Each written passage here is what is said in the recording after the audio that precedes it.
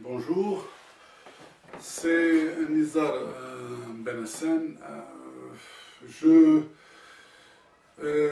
commence par dire d'abord que j'ai bien réfléchi avant de faire cette série de vidéos.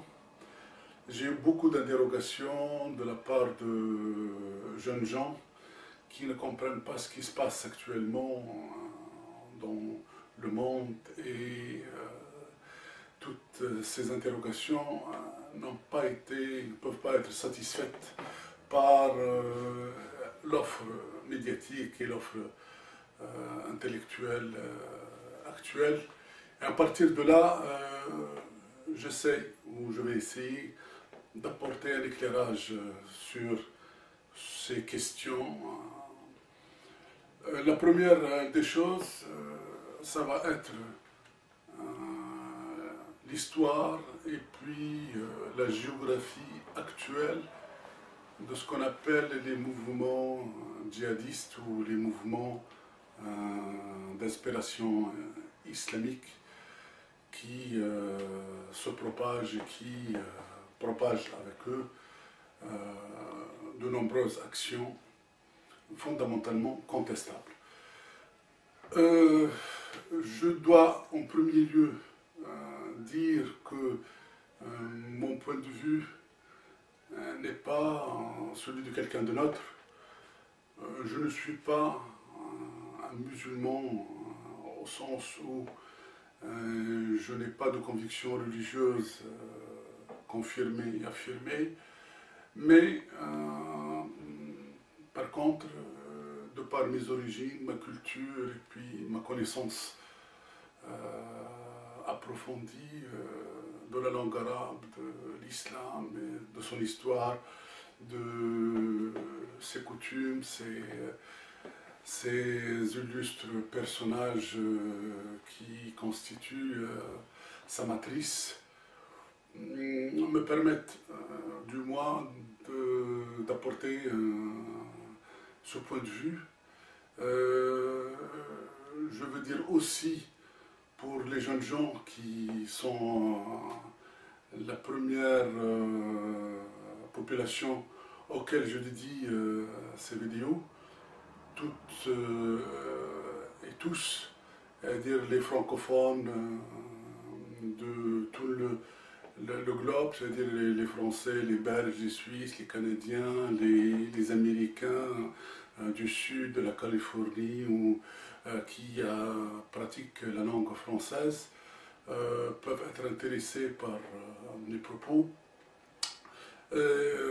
Donc, je ne vais pas, dans ce que je dis, être une source pour tous ceux qui ont des convictions de haine ou qui suent la haine de l'islam ou des Arabes. Ça, c'est une question importante pour moi. Je ne veux pas, dans ce que je vais dire, le moindre propos qui doit être utilisé contre les musulmans et les Arabes en général. Bon.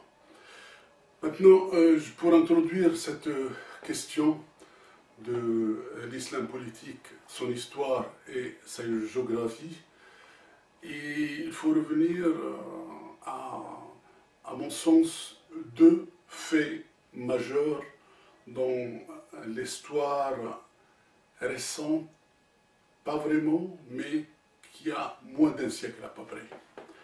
Il y a deux questions qui ont bouleversé le monde musulman et qui ont marqué un tournant dans le cours de l'histoire islamique ou musulmane.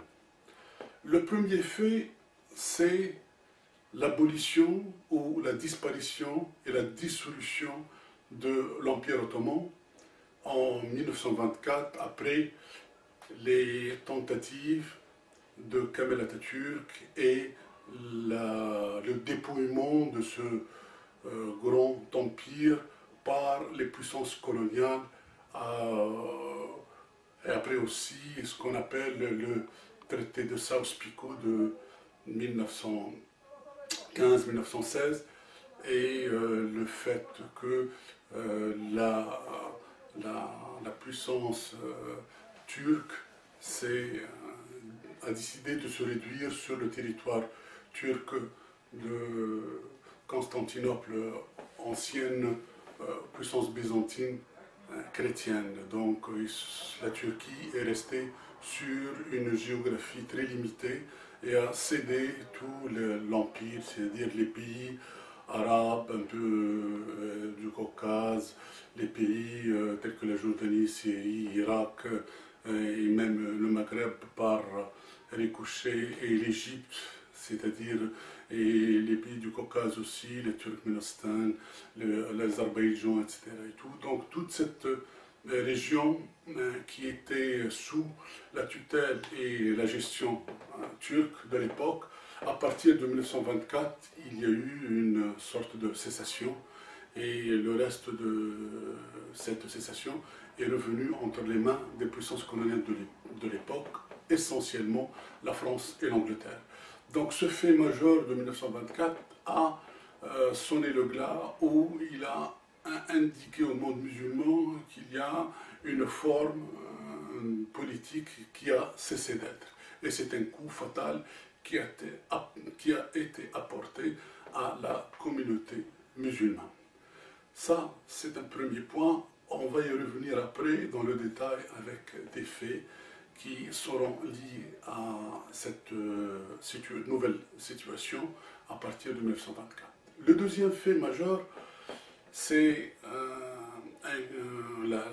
la création ou l'introduction sur la scène internationale après la Deuxième Guerre mondiale de ce qu'on appelle la création d'Israël. En 1948, avec une sorte d'entente russo-américaine de l'époque, il y a eu une création sur la terre de Palestine d'une nouvelle entité qui s'appelle Israël. Ce fait-là a complètement aussi marqué les musulmans dans leur ensemble. Non seulement les Arabes, qui étaient le plus concernés, puisque la Palestine elle était peuplée de Palestiniens qui étaient des Arabes, mais l'ensemble des musulmans de l'époque, c'est-à-dire de la Malaisie jusqu'au fin fond de l'Afrique. C'est-à-dire tous les musulmans étaient marqués par cette nouvelle création qui a ôté une partie de la légitimité religieuse et non pas, parce qu'on parle de religion de l'islam. Donc Israël, elle s'est créée à l'endroit où il y a eu la création de la mosquée de Aqsa, c'est-à-dire la mosquée qui a été créée ou bâtie ou édifiée par Omar ibn Khattab sur un endroit symbolique qui était pour les musulmans très très cher, là où le prophète il a fait son voyage de l'Isra ou l'Iraj, donc à un moment. Donc, et c'est le deuxième lieu sacré de l'islam après la Kaaba, qui est le lieu où les musulmans font leur pèlerinage. Donc en 1948, avec la création d'Israël, c'est le deuxième coup porté aux musulmans et à la religion musulmane. Donc, il y a deux symboliques qu'il faut prendre en considération dans cette affaire. La première symbolique, c'est la couronne, qui est le démantèlement qui a été fait après 1924 de l'Empire ottoman. Donc, ils ont été touchés dans leur couronne. Et dans le cœur, symboliquement, avec la création d'Israël et de l'avènement d'une nouvelle présence dominatrice, de colonisation et qui a ôté tous les droits légitimes et historiques des musulmans sur ces terres qui sont en quelque sorte sacrées. Ceci dit, on sait aussi que ces terres sont partagées aussi avec les chrétiens, qui sont des anciens autochtones de la région, aussi à d'autres moments, c'était partagé avec les Romains et les Hébreux il y a 2000 ans et il y a à peu près 2500 ans. Hein. Donc tout cela nous indique qu'on est en présence d'une multitude de situations très particulières, très très compliquées à gérer et très très symboliques dans l'esprit des uns et des autres. Donc là, on est en train de dessiner la situation dans laquelle va venir sur la scène ce qu'on appelle l'islam sous sa forme politique. C'est-à-dire, c'est l'islam qui va espérer répondre à ces deux attentes majeures qui sont la recréation d'une unité islamique internationale et une réintégration des territoires symboliques de culte qui est la Palestine qui a été dépouillée, dominée et offerte en quelque sorte aux Israéliens depuis 1948 jusqu'à maintenant. Voilà, donc là je pense qu'on a essayé de mettre en place les éléments pour comprendre la suite et pour comprendre les motivations de ce qu'on appelle l'islam politique.